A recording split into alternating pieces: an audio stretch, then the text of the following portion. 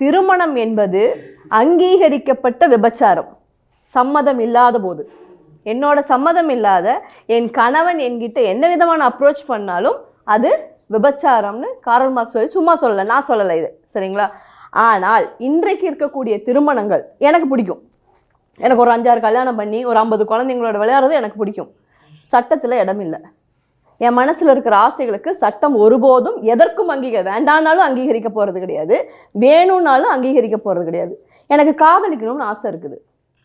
இந்த காதலை இந்த சமூகம் ஏற்றுக்கொள்ளாத சூழ்நிலையில் இந்த மாதிரி ஆட்கள் எனக்கு திருமணமே வேண்டாம், எனக்கு காதலிக்கவும் விட மாட்டேங்கிறீங்க, காதலிச்சனோட குடும்பம் நடத்தவும் விட மாட்டேங்கிறீங்க, எனக்கு பிடிச்ச பொன் குழந்தைய பெற்றுக்கிறக்கும் நீங்கள் விட மாட்டேங்கிறீங்க, நான் ஏன் இந்த சொசைட்டிக்கு உங்களுக்கு கல்யாணம் பண்ணி இருக்கணும் அப்படின்னு இவங்க யோசிக்கிறாங்க. இப்போ இந்த 3 கேட்டகரியுமே நான் பார்க்குறேன். இதெல்லாம் விட்டுட்டு என்ன பண்ணிடுறாங்க, நீயும் நானும் ஃப்ரெண்டு வா, எனக்கு என்ன தேவையோ அது உங்ககிட்ட வாங்கிக்கிறேன். ஆணும் ஆணும் பெண்ணும் பெண்ணுங்கிற லெவலுக்கு நம்ம தள்ளி விட்டது யாருன்னா இந்த சமூகம் தான்.